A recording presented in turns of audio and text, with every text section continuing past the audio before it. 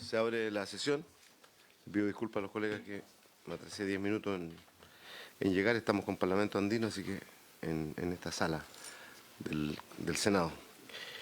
Señor secretario, tiene usted la palabra para darnos la cuenta. Gracias, presidente. En materia de cuenta tenemos, en primer lugar, una urgencia de carácter suma que el Ejecutivo hizo presente al proyecto de ley en el segundo trámite constitucional que modifica la Ley 18.892, General de Pesca y Acuicultura, para sancionar a quien apose, extraiga, transporte o comercialice recursos hidrobiológicos contaminados. Enseguida, hay diversas solicitudes. Una primera que se presentó casi al final de la última sesión del honorable senador Daniel Núñez para que la comisión reciba al señor secretario ejecutivo de la Comisión de Paz y Entendimiento, don Víctor Ramos, en relación a los compromisos internacionales con los pueblos originarios. Esto también en el marco de la ley que estamos estudiando. Enseguida, el honorable senador Kuchel también solicita que se reciba a un conjunto de personas: la señora Elizabeth Pulgar, presidenta del Sindicato de Interempresas Salmones Austral; la señora Marta Ollarzo, vocera de la Coordinadora Nacional de Trabajadores de la Industria del Salmón; la señora Paola Sangüesa, presidenta de la Federación FETRA Salmón Talcahuano; el señor Juan Guayquín Lonco, Comunidad Indígena Ñuque Maupo, sector Avellanal de Calbuco; el señor Alex Matute, abogado de Astilleros Vergara de Puerto Montt; la señora Javiera Vergara, apoderada de Astilleros Vergara, Puerto Montt; el señor Marcelo Campos, de Empresas Aqua Asesorías Limitada de Viña del Mar; y por último el señor Juan Francisco Toro, abogado de Empresas Aqua Asesorías Limitada de Viña del Mar. Entiendo también en el contexto. Enseguida, esto ya no tengo claro, el diputado no precisó, don Leonidas Romero solicita para que sea recibido por la comisión los representantes del Sindicato de Pescadores Artesanales Cerqueros del Norte de Arica y Antofagasta, los señores Guido Rojas y José Martínez. Tengo acá el mail, pero no hace la precisión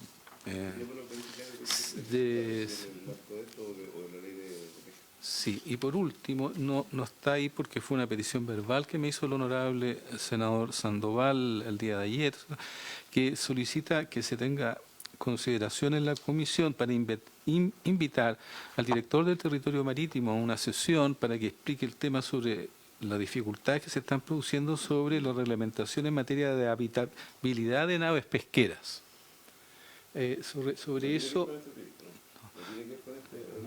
No, sobre esto se remitió también un oficio, pero el senador puede explicar él mejor, señor presidente. Entiende que es mejor la presencia del director para... Eso es todo en materia de cuentas. Muchas gracias. Sobre la cuenta, doy la palabra al señor Sandoval. Ya, sí, muchas gracias. Presidente, sí, en realidad lo que pasa es que está vigente la ley de habitabilidad, ¿ya? Pero esa ley de habitabilidad tiene que dictarse un reglamento que tiene un año, están en este minuto en esos plazos. La idea es invitar al comandante Araya fundamentalmente para que exponga respecto de la aplicación o la dictación de este reglamento de habitabilidad, porque ha habido toda una confusión en términos de lo que significa la habitabilidad y el impacto que esto ha tenido, ¿ya? Y eso ha generado algunas dificultades de interpretación a nivel local, pero sería bueno. El comandante estuvo acá y ha tenido claro, pero como ya están en los plazos por vencer el reglamento, sería bueno tenerlo acá porque las naves que prestan servicio a la acuicultura, que fue lo que marca la ley de la nueva ley, es precisamente para reconocer que aquí hay un tipo de nave distinta, que presta otro tipo de servicio y que tiene que aplicar otros criterios, y eso ha sido difícil un poco socializarlo a nivel local. Estuvimos en Puerto Aysén con uno de los armadores de la zona, con dos naves exactamente iguales en tamaño, en eslora, en manga y todo lo demás, exactamente igual, pero una sin ley de habitabilidad, antigua, y la misma embarcación, pero con el nuevo marco de regulatoria de habitabilidad. Son dos cambios distintos, porque la ley de habitabilidad es básicamente, presidente, una ley de bienestar hacia la tripulación. Ese es el objetivo que cumple, ¿ya? Y a eso necesitamos verlo porque están haciendo exigencias de mayores tripulación de la que en realidad corresponde. Siguen siendo naves menores y ese es el problema que nos gustaría... Les pido autorización a ustedes para que yo coordine las agendas próximas con el señor secretario. Perfecto, presidente. ¿Ya? Perfecto. Con los invitados del senador Kuchel y para que lo coordinemos entre los dos. ¿Se acuerda? Senador, Sí, escúchelo. quería pedir justamente respecto de la agenda que estas personas que sugiera si pudiéramos recibirlas el próximo 24, señor presidente, de este mes. A las personas que usted... Ya, yo me voy a coordinar. Sí, Yo entiendo, presidente, que hay una reunión de la Comisión de Pesca en Puerto Aysén de la Cámara los próximos... Este jueves, esta semana. ¿Ya? Entonces, yo le sugeriría, a lo mejor que podríamos decirle por qué no van también ellos, como subsecretaría, probablemente vaya el propio subsecretario, que vean este problema que se está planteando con esta norma de habitabilidad. ¿Ya? Sería a lo mejor, no están en la misma zona en Puerto Aysén, están en los muelles las dos naves, que más gráfico, mejor sería. ¿Ya? Si es que hay alguien de la subsecretaría. ¿Acá? ¿No? Llega en un ratito más, ya. Bueno, ya lo tocamos con él cuando llegue. Para que lo visiten. Ya. Hoy día tenemos invitado, ¿no es cierto?, el presidente de la Asociación de la Industria del Salmón, don Arturo Clement, lo tenemos en la mesa, que viene acompañado de la señora María Alicia Valtierra y del señor Tomás Monge. Le damos la bienvenida, señor Clement.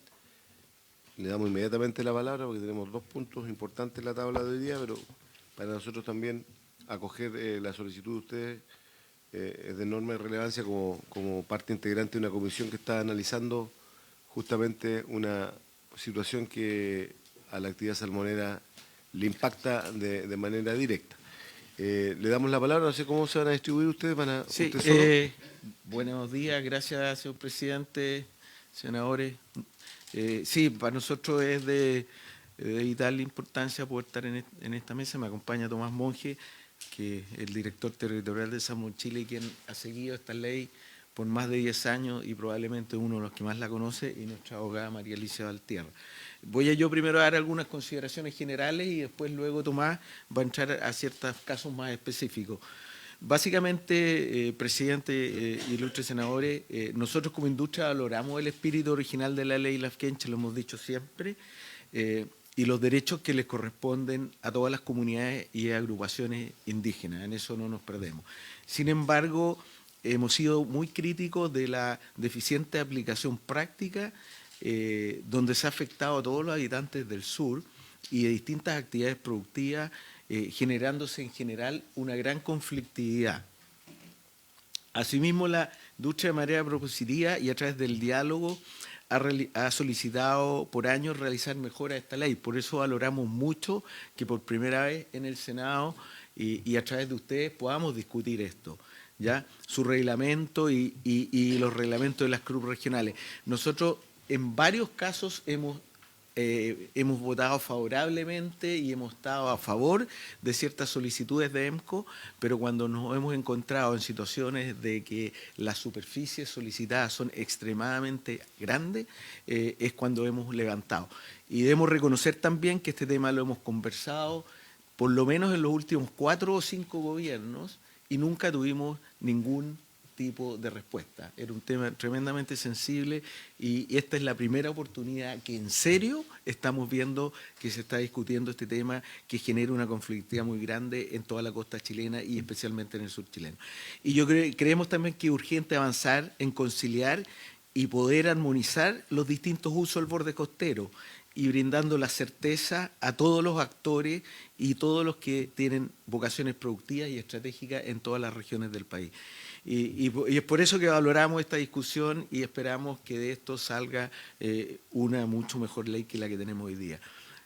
Sé que ustedes conocen bien la industria, pero nosotros operamos en 6 regiones, desde el Biobío hasta Magallanes, tenemos 700 productivos y operamos bajo el sistema de concesiones que se han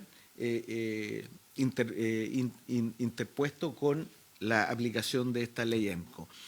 Solo para poner dentro del contexto de lo que significa en términos de superficie, nosotros utilizamos 4.120 hectáreas.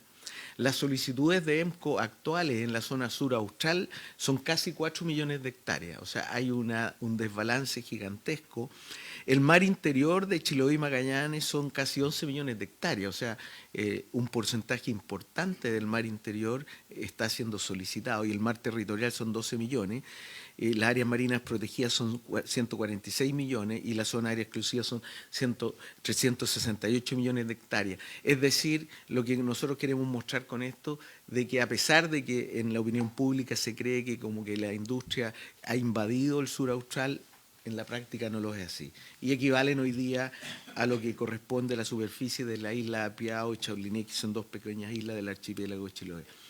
Entonces, ¿qué temas nos preocupan en general también, además de esto? Es que faltan reglas claras y dificultad de proyectar la industria en el corto, mediano, largo plazo. Nos ha sido muy complejo la interlocución en este gobierno para poder plantearles desde un principio una agenda de trabajo, la cual se la enviamos en marzo del año pasado, y después de la situación del SBAP volvimos a reiterarle y enviarle al ministro de Economía, a la ministra de Medio Ambiente, una agenda de trabajo para poder avanzar en dar certeza a la industria.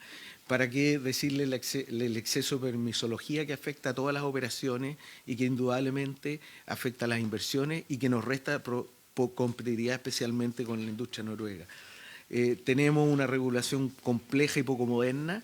Celebramos el poder discutir una ley acuícola, pero hace más de un año y medio que se ha hecho este anuncio y hasta el momento no hemos tenido ninguna conversación al respecto, más allá de haber visto un par de cartas Gantt que se desplazan permanentemente. Y lo que es importante y que tiene que ver con la discusión de las EMCO es que falta de ordenamiento territorial que brinde certezas a todas las actividades que operan en el mar chileno. Así que voy a dejar a Tomás para que les comente más en detalle los efectos y lo que ha sido la operación de esta ley con las complejidades que ustedes ya conocen. Le damos la palabra al señor Monge para que continúe la intervención. Muchas gracias, presidente, y por su intermedio saludar a todos los senadores presentes.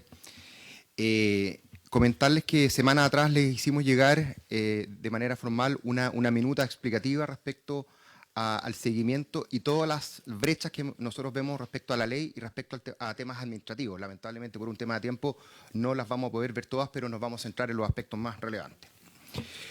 Este cuadro muestra la superficie solicitada. Es importante saber que las solicitudes EMCO no están solamente en la macrozona sur, pese a que principalmente están desde el Biobío hasta Magallanes. Ya hay solicitudes EMCO en la región de Atacama, son 78 solicitudes en trámite, son 23 otorgadas, lo que corresponde, como decía Arturo, a 3.900.000 hectáreas, de las cuales ya se han otorgado 193.000 hectáreas. Esto es un mapa que muestra un poco cómo ha sido el avance y lo que comentaba Arturo, cómo el mar interior de Chiloé, como prácticamente con 3 EMCOs en la región de Aysén ha estado paralizado permanentemente el desarrollo, y también en Magallanes. Este segundo mapa muestra otras afectaciones que hay, las reservas y parques que incluyen zonas marinas, el sistema SNASPE y la ley Lafkencha. Eso muestra también cómo desde Puerto Montt al sur prácticamente está todo o solicitado o con algún grado de protección, traslapándose con las áreas aptas para la acuicultura, que en el fondo lo que el Estado te señaló donde tú puedes operar. Esta comparación es bastante interesante porque muestra cuáles son las hectáreas otorgadas. Por ejemplo, con la pesca artesanal, ellos en toda su historia tienen 124.000 hectáreas otorgadas en áreas de manejo, y siendo que han solicitado 129.000. Los choritos o la mitilicultura, ellos tienen otorgadas 10.600 hectáreas. Nosotros como industria alrededor de 15.000 hectáreas, de las cuales ocupamos 4.000. Y los pueblos originarios ya se les ha otorgado desde el año 2008 a la fecha 193.000 hectáreas, y lo que está solicitado son 4 millones de hectáreas. Lo complejo es el efecto suspensivo, que lo vamos a pasar a conversar.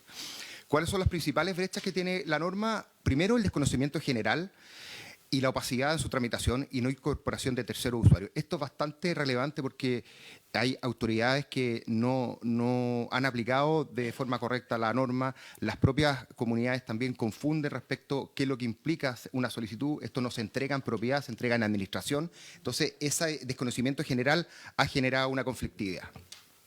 Débil institucionalidad encargada de implementar la norma. Estos procesos son bastante largos, ingresan por la subpesca, luego Subsecretaría de las Fuerzas Armadas para hacer el cruce de información, CONADI, Ministerio de Desarrollo Social, donde se Hay procesos, por ejemplo, como Isla Traillén en la región de Aysén, donde el procedimiento de reclamación estuvo 4 años paralizado en desarrollo social. Y luego las comisiones regionales de uso del borde costero, que cada región opera de una manera distinta, y eso creemos que tampoco puede ser. Los excesivos tiempos de paralización de trámite en el borde costero y las extensiones afectadas, porque una cosa son el tamaño de las solicitudes y cómo se afecta, entonces es muy complejo, y los tiempos de paralización, que ahí vamos a ver que llegan hasta los 12 años. Y el débil régimen de fiscalización y control ante incumplimientos por parte de los servicios públicos. Por ejemplo, esta norma establece plazos que en la práctica no se cumple. El único plazo que se cumple es cuando estos procesos ingresan a la Comisión Regional de Uso del Borde Costero, que es un mes. Y si no se resuelve en ese mes, se entiende por otorgado. Es como es el único plazo perentorio que existe. Así es. ¿Cuáles son las consecuencias y las dificultades de la normativa? Primero, la redacción amplia de la ley y su reglamento dificulta su interpretación y aplicación práctica por parte de los diversos intervinientes. Yo creo que como está redactada la norma, la verdad es que es muy compleja de poder interpretar, y por eso también estamos viendo estas diferencias importantes entre comisiones regionales de uso del borde costero, entre usuarios, entre la administración pública. La paralización de inversiones y tramitaciones de diversos interesados por el efecto suspensivo. Esto es un tema que no afecta solamente a la salmonicultura, esto afecta a la pesca artesanal, a la mitilicultura, a la acuicultura a pequeña escala, a los carpinteros de ribera. Es un tema bastante transversal, y también un tema que es muy complejo, que paraliza obras públicas, obras portuarias, que eso también es un tema que hay que tener en consideración. Ausencia de criterios objetivos para acreditación y limitación de las extensiones en solicitudes EMCO. No existe relación entre la superficie y el número de solicitantes. A diferencia, por ejemplo, las áreas de manejo, hay una proporción. Acá, como ocurrió en Aysén, 40 personas solicitaron 1 millón de hectáreas, sin perjuicio que Conadi acreditó 620.000, pero eso claramente hay una desproporción. Y también los criterios que ocupa Conadi, por ejemplo, para los usos consuetudinarios, sabiendo que son rutas de navegación que son usadas por diferentes actores, como la pesca artesanal, como la salmonicultura, no son usos exclusivos. Entonces ahí también yo creo que a nivel de administrativo, en la minuta está mucho mejor explicado, son temas relevantes. La dilación extrema en la tramitación en Subpesca y Conadi, llegando a un promedio de 6,6 años, y la dificultad para fiscalizar incumplimientos e irregularidad respecto a la aplicación de la ley. Es un tema complejo, por ejemplo, tienen que haber 3 sentencias ejecutadas en el plazo de 1 año. Eso en la práctica es muy complejo de poder cumplir. Para caducar. En el fondo, cuando hay un incumplimiento, por ejemplo, por la libre navegación, entonces 3 sentencias ejecutoriadas en 1 año, en la práctica es letra muerta. Consecuencias y dificultades de la normativa: el riesgo de la mala utilización de la normativa para obstaculizar sectores productivos con rol preponderante de las ONG. Por ejemplo, los casos de las EMCOs de Aysén, lamentablemente en su declaración de principio decía que era para obstaculizar a la industria salmonera. Entonces, al final, una norma que tiene un fin noble, que es el resguardar los usos consuetudinarios, los espacios, no es para obstaculizar a un sector en particular.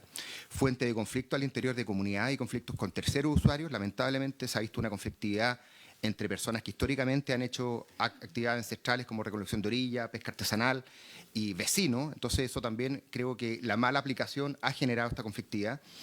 La generación de incertidumbre jurídica, económica y laboral a nivel país por los tiempos de tramitación y los resultados de los planes de administración. Porque una cosa es la implementación, son los trámites previos a su otorgamiento, pero luego es cómo se implementa esto.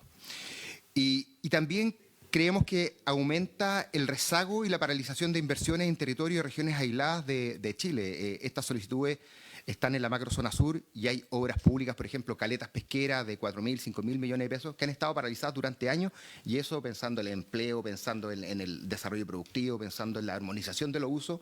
Un tema que comentar, Arturo, es muy importante. En Chile existe la Política Nacional de Uso del Borde Costero, donde dice claramente que se deben armonizar los usos, y en la práctica no se ha implementado esa normativa. Y por eso es que tenemos esta incertidumbre. No existe un ordenamiento territorial, hay pocas zonas que tienen zonificación del borde costero, y eso creemos que es una falencia estructural del Estado de Chile que impide que los sectores productivos y la comunidad se puedan desarrollar de buena manera. ¿Cuáles son las principales afectaciones a la acuicultura, mitilicultura, pesca artesanal y otros? Uno es la paralización de los permisos de escasa importancia, la suspensión de renovaciones de concesiones marítimas y áreas de manejo, lo que esto se traslapa también con las pocas herramientas que tiene Subsecretaría de las Fuerzas Armadas para operar y para resolver en tiempo y forma varios procesos, la paralización de inversiones públicas y privadas del borde costero, la paralización de concesiones de acuicultura y la paralización del proceso de relocalizaciones de la salmonicultura, que es un proceso altamente deseado para poder salir de áreas, para irse a áreas más profundas, áreas, en el fondo, un tema que lo hemos conversado con muchas comunidades, que es un tema que les interesa a ellos también que nos podamos mover, pero lamentablemente en la práctica ese proceso de relocalización ha estado paralizado durante más de 12 años. Casos prácticos. Estos son temas muy complejos porque pese a que nos hemos sentado a conversar con algunas comunidades donde se ha hecho un esfuerzo importante desde lo privado e incluso con algunos gobiernos regionales, casos de desafectación de espacios por parte de comunidades indígenas solicitantes y luego nuevas solicitudes de terceras comunidades en los espacios desafectados. Entonces tú te sientas una mesa de diálogo, desafecta un espacio y luego viene otra comunidad vecina, como ocurrió por ejemplo en Calbuco, y te pide el mismo espacio. Entonces un cuento de nunca acabar. Procesos de solicitud de espacios rechazados por la CRUP y nuevamente solicitados por la misma comunidad. El caso Aysén, Emco Ballena Chica, que fue ampliamente rechazada por la CRUP por falta de diálogo, porque no hubo un consenso con la comunidad, y luego era una solicitud de alrededor de 8.000 hectáreas, y sobre esa se interpuso una de 320.000 hectáreas que paralizó el borde costero durante años y se resolvió recién en febrero de este año. Casos de precariedad de procesos de trámites de renovaciones de concesiones ante los tiempos de tramitación en Fuerzas Armadas y las permanentes solicitudes en el mismo sector. Empresas que llevan años en proceso de renovación, tienen todos sus trámites listos y en ese proceso que se demora años, te interponen una nueva solicitud y eso genera incertidumbre pensando en inversiones, en puertos, en temas bien complejos. Y un caso bien emblemático donde nosotros trabajamos mucho es la EMCO Mayigüey-Coguinay, que es del año 2012, donde se generó una mesa de diálogo donde participaba la Federación de Pescadores de Gualeguay, la industria salmonera, la industria mitilicultora, el turismo, el municipio. Fue una mesa muy valorada, que fue entre el año 2016 y 2017. Hubo un acuerdo posterior para aprobar esta solicitud, que era una solicitud de las más grandes de la región, con todos los usuarios previos a la votación. Pero luego que se votó a favor, se presentó una nueva solicitud por parte de la misma agrupación de comunidades que tiene paralizado ahora playa y terreno playa. La solicitud original era porción de agua y fondo y hasta el minuto no hay un plan de administración y las tramitaciones están paralizadas hasta el día de hoy. Entonces esta es una EMCO del año 2012 y todavía no tenemos un plan de administración pese a que hubo una mesa, que hubo consenso en su minuto. Entonces eso algo está pasando y es bastante preocupante. Esto muestra un gráfico, los tiempos de tramitación promedio, se habla de 2,5 años, lo que eso fue quizás en los inicios, ahora estamos hablando de 12,5 años, tiempo promedio son 6,6 años y durante todo ese proceso se paraliza cualquier otra solicitud de afectación sin importar el estado en que se encuentre. ¿Cuáles son los principales cuellos de botella? La subpesca, los análisis de sobreposición se pueden tardar 2 años y CONADI, los informes de uso consuetudinario, 4 años, incluso más. Tengo entendido que CONADI ha puesto más funcionarios, pero son 2 funcionarios para alrededor de 70 EMCO, lo que es bastante. ¿Sí? Creo que entendí mal entonces yo en intervenciones anteriores cuando hablaban que en el caso de Aysén fue muy rápido esto de los informes de CONADI para estipular el uso consuetudinario. No fueron informes rápidos, pero sí, lo rápido fue que en 4 días se supone que exploraron 1 millón de hectáreas.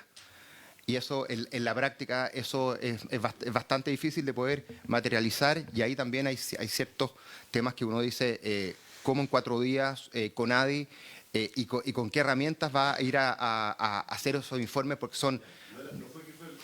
No. ¿Cómo está? ¿Cuáles son las propuestas al proyecto de ley? Aumentar los requisitos de admisibilidad y análisis de sobreposición ante nuevas solicitudes. Ampliar la exclusión planteada en el artículo 9 y 10 del proyecto de ley a las concesiones de acuicultura y concesiones marítimas. Incorporar la posibilidad de limitar el espacio solicitado en función al número de integrantes de la o de las comunidades indígenas. Estas solicitudes se pueden solicitar por una comunidad o por una asociación de comunidades indígenas. Acotar el efecto suspensivo, que es un tema bastante complejo por la paralización de otras afectaciones, y prever un plazo de caducidad de la suspensión. También prever una causal de rechazo de la solicitud de EMCO que se sobrepongan unas a otras y las solicitudes sucesivas, porque eso genera una incertidumbre brutal, porque termina una y se traslapan, y eso en la práctica es muy difícil de poder manejar. Prever que las solicitudes de EMCO se sobrepongan a áreas protegidas, se rechacen. También se genera una doble sobreposición. Establecer silencio administrativo negativo en caso que CONADI no se pronuncie dentro de plazo del uso consuetudinario. Establecer causales más precisas de la caducidad de la EMCO, que son bastante laxas, y también revisar el régimen de sanciones ante incumplimiento. Muchas gracias, presidente. ¿Podría colocar la lámina anterior? En el tema de establecer las causales más precisas de caducidad, ¿podría profundizar un poquito? Claro, ante... ¿Quiere? Sí, ante el no uso de la EMCO, ante, por ejemplo, qué pasa si hay cobro de peaje,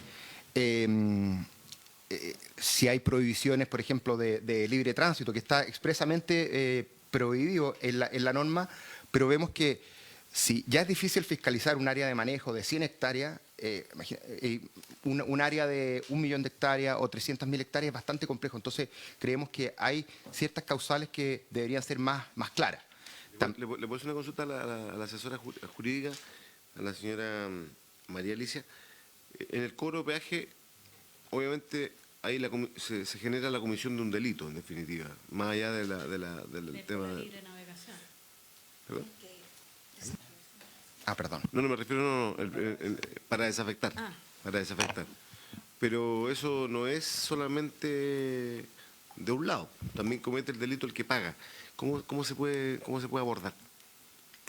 Porque ha ocurrido. O sea, sabemos que ha ocurrido, pero obviamente denuncias formales no hay, por razones obvias. Sí. Porque se genera una comisión de un delito de ambas partes. Pero ¿cómo se podría abordar eso? Porque este es un tema que está ocurriendo muy, muy a menudo. Sí, usted dice en relación al tema de la libre navegación. ¿Cómo es el senador Cucho? De Para la desafectar un desafectación. área. Sí. No Bueno, me refiero ese- solo a la industria salmonera, me refiero Sí, mitilicultura, lo cualquier actividad se está generando. Lo entiendo. ¿Cómo se podría abordar? Yo creo que quizás una de las vías que pudiera establecerse de una manera distinta es precisamente estableciendo causales en las cuales se pueda ajustar el área en la cual se solicita. Porque en la medida que usted tenga, mientras más extensa sea el área, mayor va a ser su problema respecto de eso. O sea, si usted solicita 1 millón de hectáreas o 700.000 hectáreas, naturalmente el conflicto que se va a dar va a ser mucho mayor a que si solicita un área mucho más acotada en función de las actividades ceremoniales o las actividades que realicen los pueblos originarios en ella versus el número de habitantes. Pero yo creo que se da fundamentalmente, probablemente por la desproporción que existe del número de integrantes de las comunidades que solicitan el espacio en relación al área que están solicitando. O sea, claramente ahí hay un punto que no corresponde y que da pie a que exista una mayor conflictividad con otros actores, pescadores artesanales, salmonicultura, mitilicultores, etcétera. Yo creo que ahí hay un punto que es bien decidor respecto de ese conflicto. Dejo abierta la palabra a los colegas. Si alguien quiere... Señor Monge, cuando usted plantea de ampliar los requisitos para las EMPO, ¿a qué te refieres? ¿A qué se refiere? Aumentar los requisitos de admisibilidad. Ahí nosotros creemos que, por ejemplo, cuando se haga el análisis de sobreposición, hay muchos casos donde hay trámites que están en renovación. Eso muchas veces no son contemplados. Entonces, por ejemplo, una renovación de una concesión marítima o, por ejemplo, los casos de relocalizaciones no se contemplan porque es una expectativa, pero son procedimientos que llevan años esperando poder realizarse, o una renovación de una concesión. Entonces, esos análisis creemos que tienen que ser mucho más rigurosos y también, en el fondo, una mejor comunicación entre la Subpesca y la Subsecretaría de las Fuerzas Armadas, donde muchas veces uno llega a la CRUP y esas expectativas o esas tramitaciones no son reflejadas. Por eso que nosotros creemos que es muy importante que todas las comisiones regionales de uso del borde costero operen de una manera similar. Lo que ocurrió en la región de Aysén, pese a que en la región de los lagos hay una secretaría ejecutiva que hace un trabajo previo bastante robusto de ver y conciliar los diferentes usos, que es uno de los mandatos que tiene esta norma. En la región de Aysén no existe esta secretaría ejecutiva.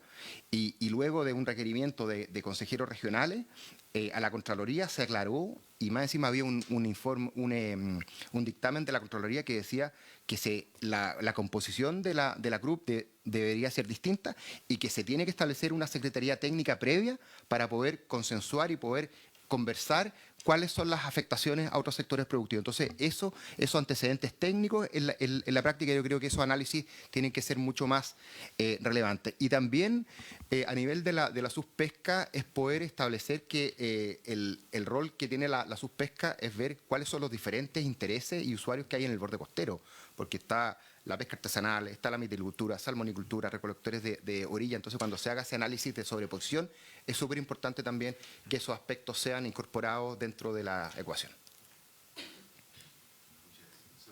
No, que parte de eso tiene que ver con los vastos espacios que se solicitan, que como que va a todo el barrer y no considera las actividades que están en proceso hoy día y que requieren un trámite que va a quedar destacado por el efecto suspensivo. Por ejemplo, las renovaciones de las concesiones marítimas de los muelles, las renovaciones de concesiones que tienen tiempo limitado. En el caso de las concesiones antiguas, que son indefinidas, no se da ese caso, pero si todas las concesiones de acuicultura fueran en tiempo limitado, pudieran verse muy afectadas. Entonces, gran parte de los problemas tiene que ver con los extensos territorios que van como al barrer, ¿ya? Y en sus pescas no se consideran todas estas otras actividades que están dentro de esas solicitudes en el análisis. Sí, bueno, por su intermedio saludamos obviamente a la Asociación de Salmón Chile y saludamos también al subsecretario que nos acompaña. En el último proceso evidentemente se pueden apreciar ciertas debilidades y fallas de procedimiento, no sé si por desconocimiento o quizás por falta de regulaciones más claras en la propia ley. Lo que se señala, por ejemplo, en el caso de la Comisión del Borde Costero en la región de Aysén, claro, se intentaron hacer cambios de nombre asumiendo facultades que no estaban contenidas en la ley. Incluso más, dice la ley que quien actúa de secretario ejecutivo de la comisión es el Ceremi de Desarrollo Social.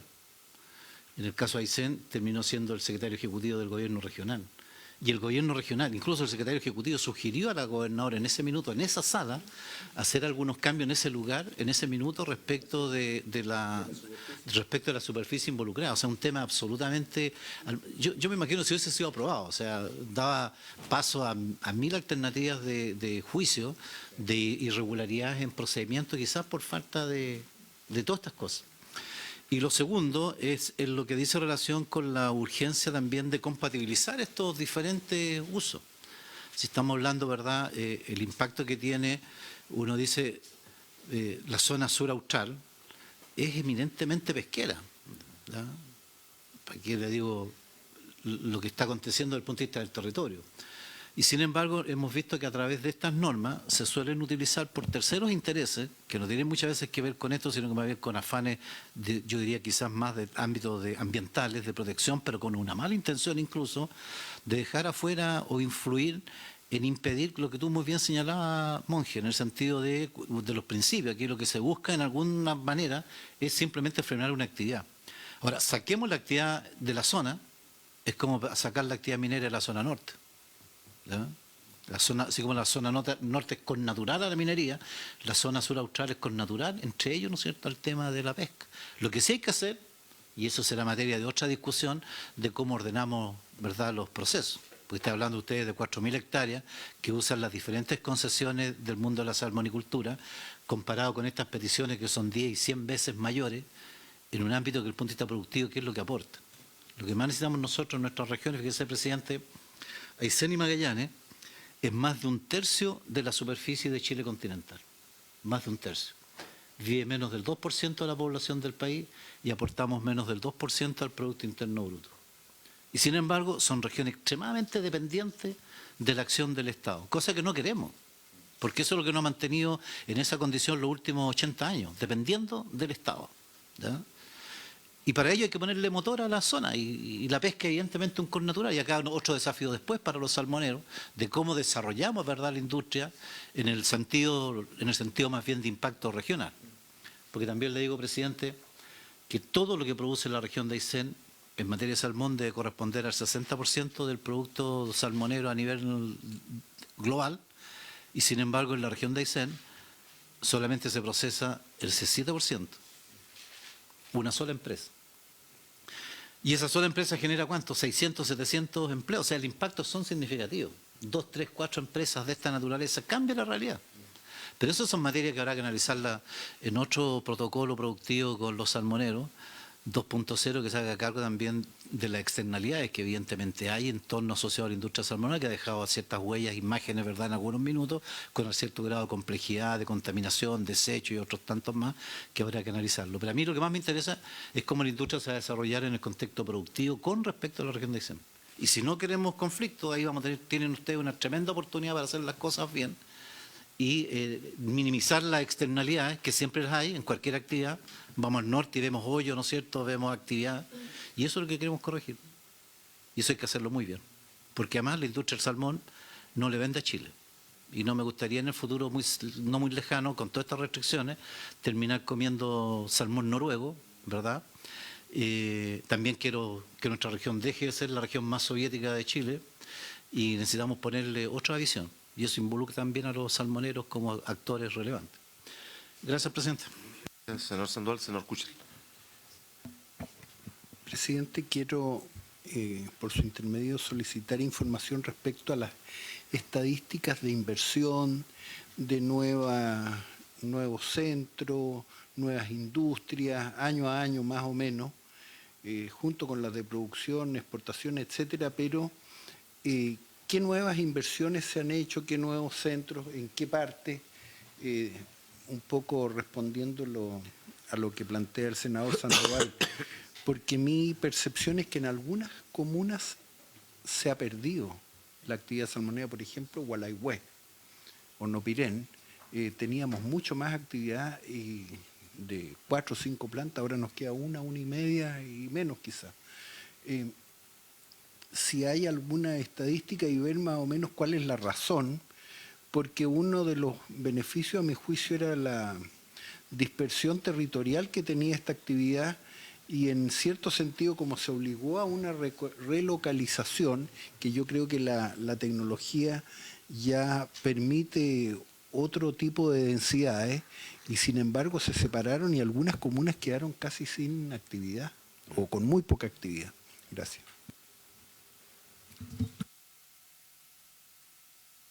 Sí, gracias. Por su intermedio, señor presidente, efectivamente ha habido una ralentización importante en las inversiones y es de varios factores. Uno es esta ley EMCO. Dos, por ejemplo, el cero avance en todo el proceso de fusión y relocalización de concesiones, que desde hace 12 años prácticamente no ha habido ninguna. Y el tercer caso es toda la permisología que afecta a la industria. Hay una serie de zonas en el sur austral que pudieran, por ejemplo, poder transformarse en zonas muy importantes en la producción de pisciculturas en tierra de recirculación. Pero ese proceso puede llegar a demorar más de 10 años. Por lo tanto, son múltiples los factores, pero en definitiva son esos los principales, ¿ya?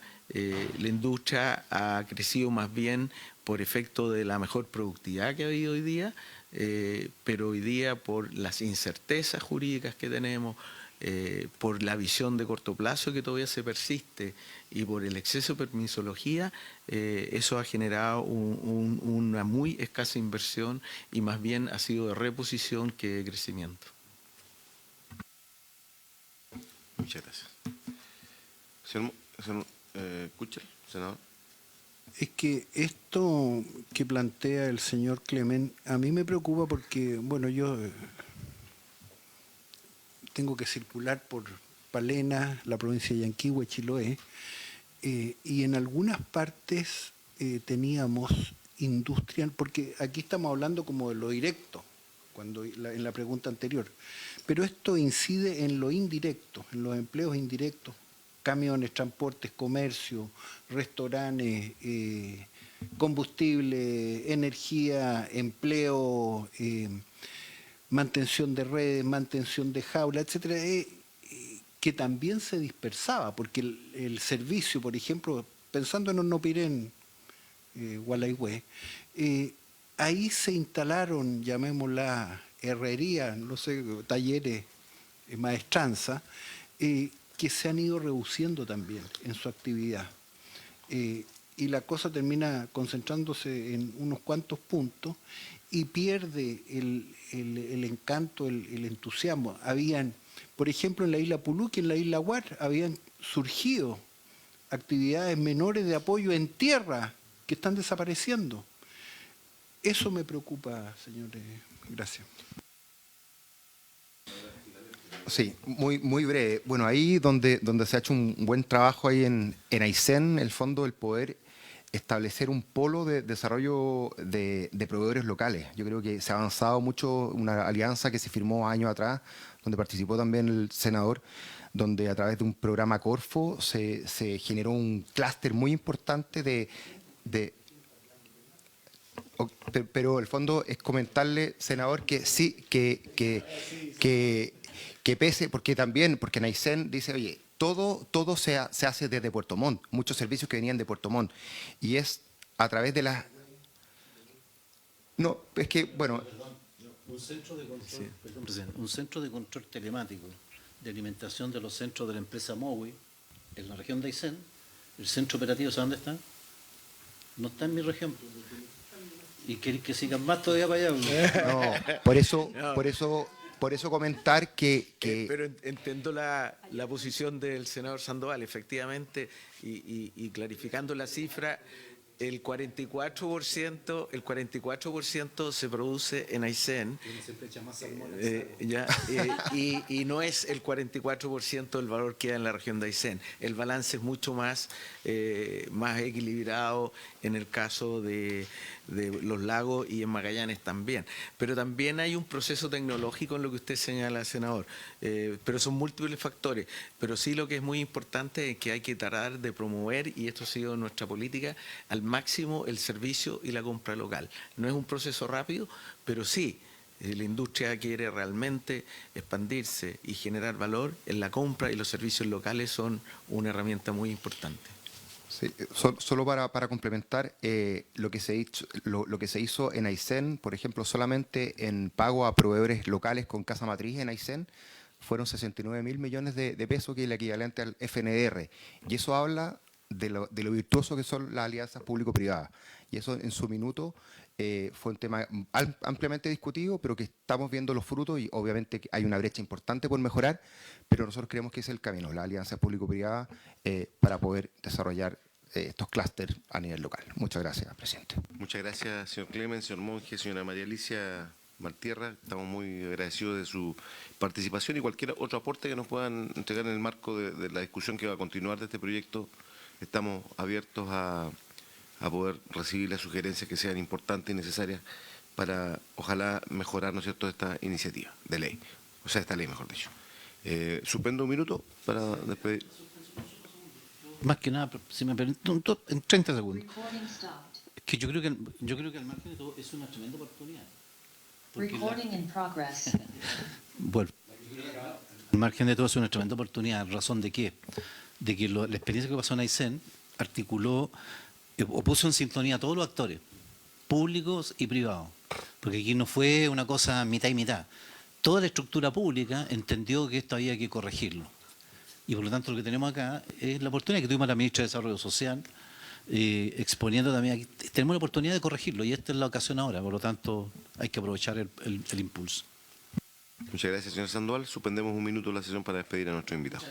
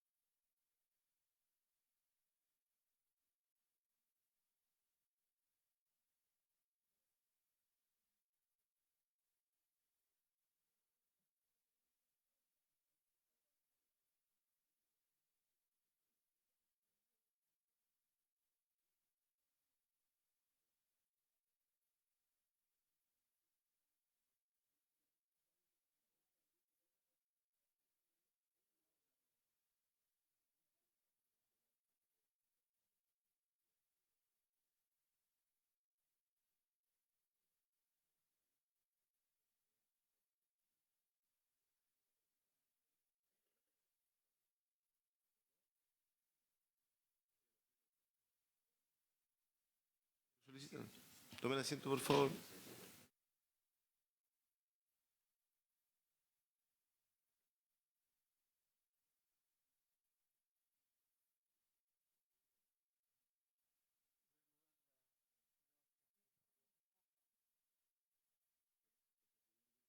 Vamos a iniciar el estudio del proyecto de ley en segundo trámite constitucional que establece excepción a la Ley General de Pesca y Acuicultura en materia de remanente no consumido de cuotas anuales de captura para los recursos y regiones que indica según el boletín número 16.386 del 21 con urgencia calificada de suma, señor secretario. Permiso, señor presidente, una breve nota. Este es un proyecto de ley que viene de la Cámara de Diputados, tuvo origen en una moción de la honorable diputada señora María Candelaria Acevedo y los diputados señores Leonidas Romero, Bernardo Berger y Cristian Moreira, tal cual usted señaló, está con urgencia suma y su materia precisamente es establecer una excepción a la extracción de remanentes de cuota no consumida para los recursos sardina común, austral y anchoveta en las regiones de Atacama a los lagos y merluza austral entre las regiones de Coquimbo a los lagos y fija, propone un plazo de 45 días efectivo para la captura siguiente al inicio de las temporadas respectivas. La tramitación, este proyecto llegó de la Cámara y se dio cuenta en Senado en sesión del 19 de marzo del presente año y se le dio curso a esta comisión. Señalar por último que esta iniciativa cuenta de un artículo único, por lo cual, si la comisión así lo estima, podrá ser tratado tanto en general como en particular. Eso es todo, señor presidente. Muchas gracias, señor secretario. Señor subsecretario, sobre el proyecto de ley para conocer la visión del Ejecutivo. Muchas gracias, presidente. Sí, efectivamente, esta moción parlamentaria es una moción que el Ejecutivo ha respaldado en diferentes momentos con urgencia.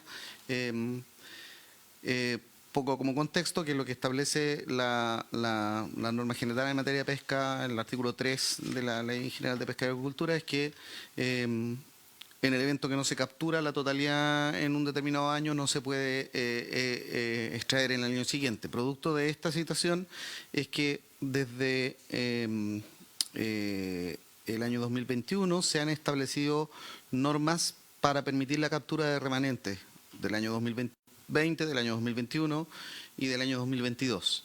Estas normas, que han sido siempre normas especiales por un año, han tenido algunas diferencias respecto de las especies que se incorporan en esa captura, en esa posibilidad de captura de remanente, hasta llegar a la tercera ley que se promulgó sobre captura de remanente el año 2022, que abarcó a la anchoveta en las regiones de Atacama, Coquimbo, a la sardina común y a la anchoveta en las regiones de Arica, Parinacota y Valparaíso y los Lagos, y además se incluyó a la sardina austral en la región de los lagos.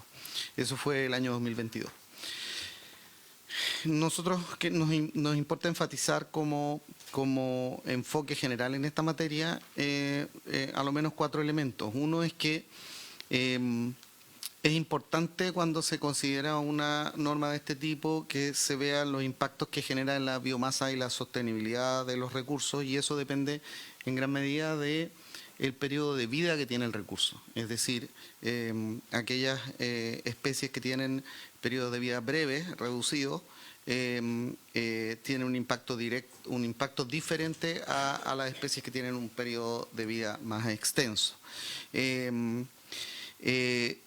En segundo lugar, creemos que es importante siempre considerar que no es recomendable avanzar con remanentes en las pesquerías, obviamente, que están en estado de sobreexplotación, porque hay un impacto real sobre los recursos. En tercer lugar, que en el caso particular de los pequeños pelágicos, el comité científico respectivo ya se puso de antemano en la situación de que se aprobase eventualmente una ley de remanente, y estableció, importante que lo tengan a la vista, que estableció rangos de cuotas distintos con ley de remanente que sin ley de remanente. Es decir, lo autorizado para extraer el año 2024 se modifica en materia de anchoveta, por ejemplo, si hay remanente, y pasa el rango de 172.000 toneladas mínimo a 146.000 toneladas mínimo. o el límite máximo pasa de 215.000 toneladas a 183.000 toneladas en caso de que se apruebe la norma. Y en el caso de la sardina común, pasa de 237.000 a 200 el mínimo y de 296.000 a 250 el mínimo. Es decir, hay un análisis que hace los comités científicos del impacto que generan estas normas. Sin embargo, también somos realistas respecto de el efecto significativo que tiene en el sector artesanal que no se aprueben este tipo de normas en el sentido inverso, y es porque quedan efectivamente pescadores artesanales afectados con recursos que no pudieron extraer durante el año anterior. Las indicaciones que tuvo presente la Comisión de Pesca, tanto en la que tuvo presente la Subsecretaría de Pesca, tanto en la Comisión de Pesca como en la Comisión de Medio Ambiente de la Cámara, fue reducir este remanente que en el proyecto original era de 180 días y se redujo a 45 días efectivos, cosa que nos parece un límite muy razonable. Enfatizar en cuáles eran los posibles recursos involucrados y dejar claro que no podía ser extendido el remanente a los recursos que están en estatus de sobreexplotación, porque el efecto ahí sería biológicamente muy nocivo. Y en tercer lugar, fijar un límite a las cesiones que pueden, a lo adquirido por los pescadores artesanales en materia de cesiones que pueden ser objeto de remanente, de tal manera que no se generen un negocio a partir de la aprobación futura de un proyecto de remanente. Es decir, que yo compre una cuota el 29 de diciembre del año anterior, cuyo valor va a estar más bajo porque ya no se va a poder pescar, pero yo apueste a que al año siguiente se me va a aprobar una norma de remanente. Y por eso se estableció un límite que solo son válidas las sesiones hasta el 30 de noviembre del año en curso. Es decir, en el fondo son sesiones de recursos que se podían pescar el año 2023.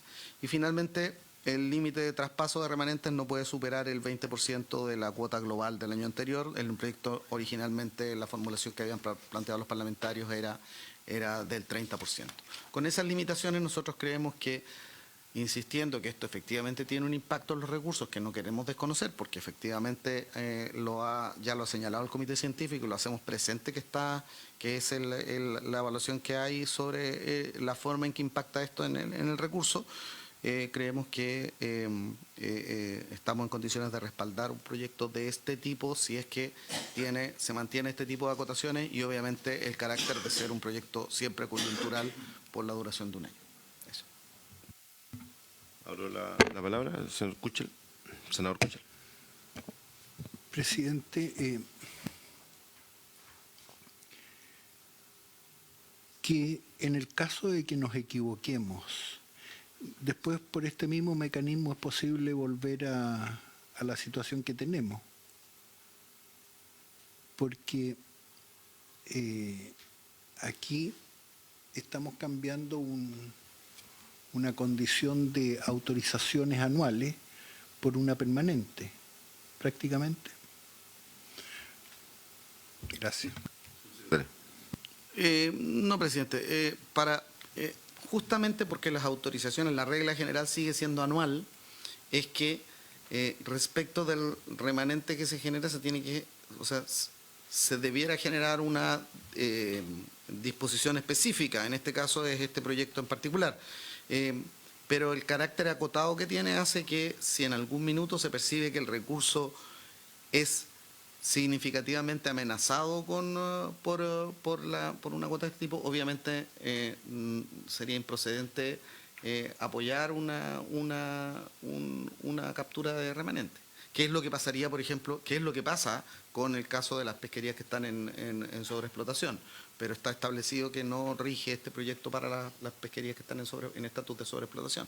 Entonces, es más, yo quiero destacar el esfuerzo que realizó el comité científico, porque el comité científico fue doblemente precautorio. No solo hizo el enfoque precautorio para aplicar su definición de cuotas, sino que además se puso en la situación que el Congreso aprobara eventualmente un proyecto de remanente y por lo tanto fijó una cuota diferente, o sea, si se aprueba el proyecto de remanente del año anterior, la cuota del 2024 es más pequeña, para evitar impactos en la globalidad de la pesquería.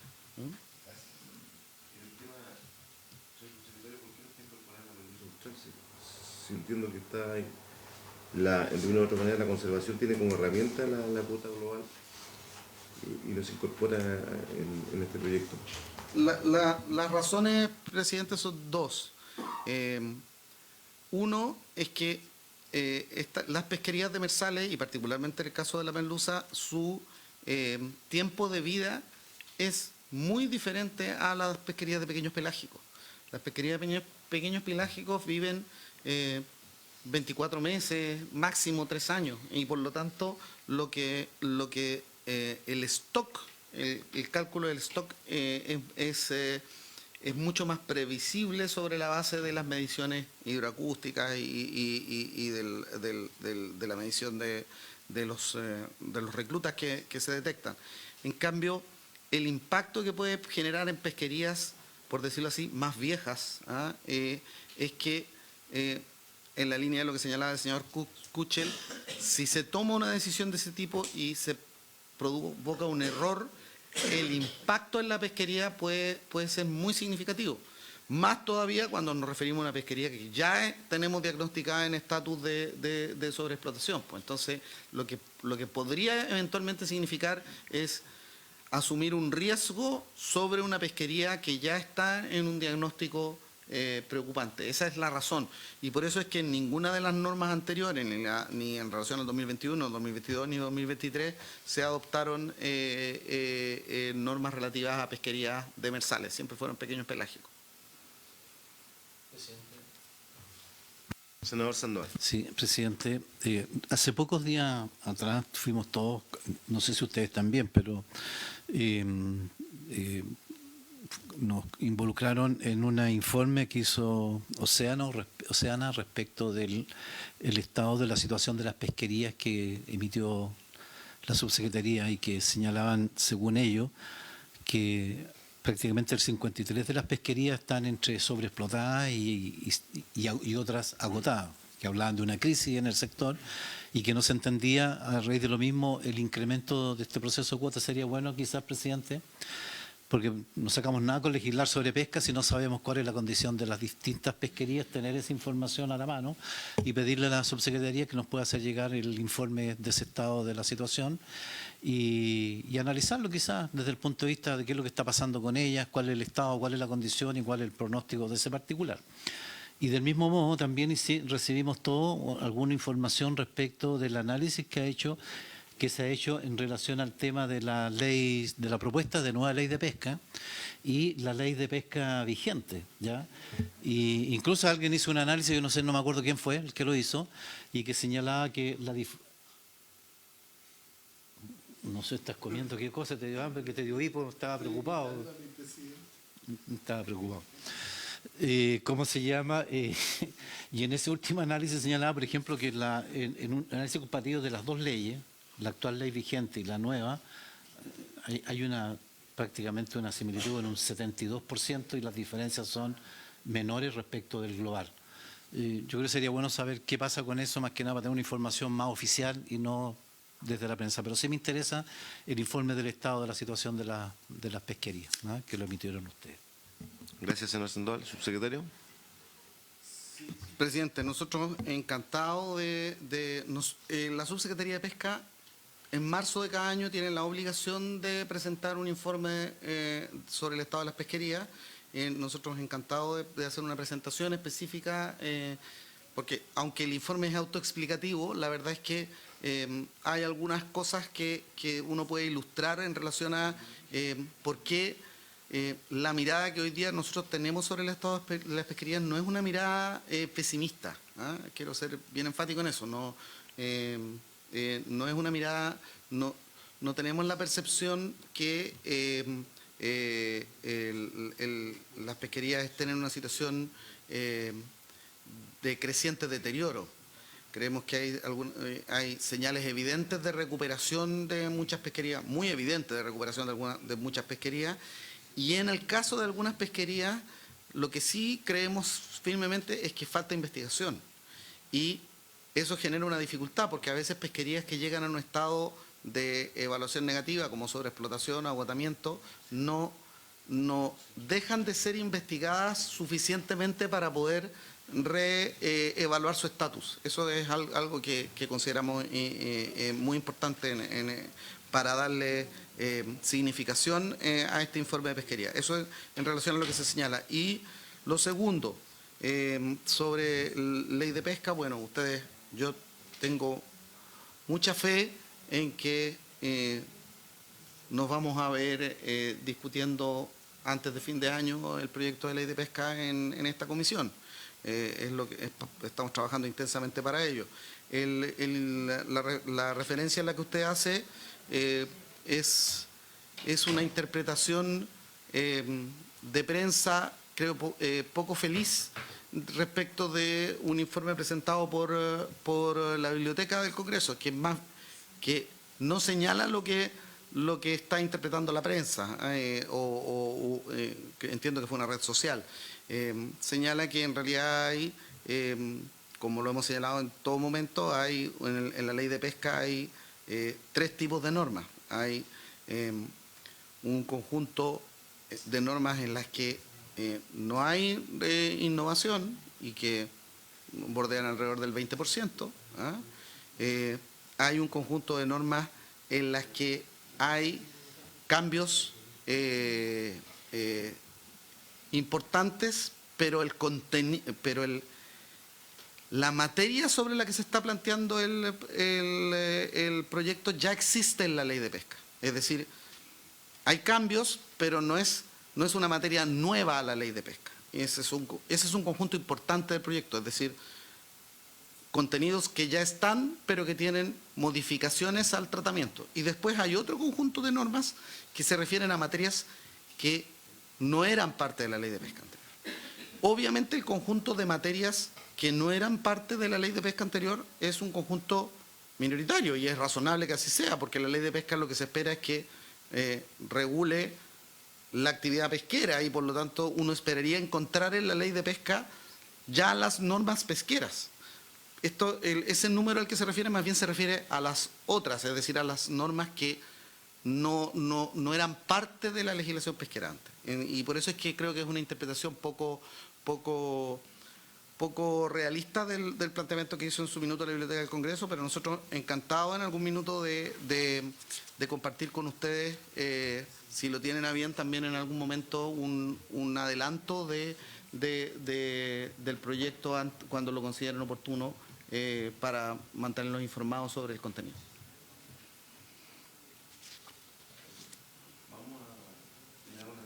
Secretario, vamos a continuar la próxima semana. La próxima semana podemos votarlo en general y en particular. Vamos a invitar a algunos actores, que el senador Kuchner me ha planteado que invitemos a Oceana. Yo también voy a invitar a algunos pescadores, dirigentes de la pesca. Dirigentes de la pesca como don José Alvarado, me gustaría que estuvieran presentes, que ellos tienen una visión un poquito distinta de la exclusión de la merluza del sur, y que igual quieren hacer sus planteamientos. Y nos decía el senador Kuchner invitar también a Oceana como organismo ONG, ¿no es cierto?, medioambiental, para que... Pero igual es importante que nos den su visión, y nos gustaría, subsecretario, si fuera posible, que para la próxima sesión alguno de sus asesores nos pueda colaborar un poquito también con lo que usted aquí nos ha planteado, que el tema de este informe que debió haber, el informe de pesquerías que debió haber emanado el mes de marzo del presente año, ¿ya? Para que podamos avanzar. ¿Alguna otra? ¿Hay acuerdo en eso? ¿Que votemos la otra semana y después de las invitaciones?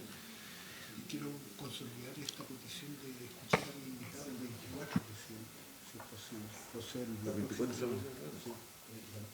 Pero vamos a tener que tener media hora de... ¿Vamos a tener que hacer lo mismo de día? Sí.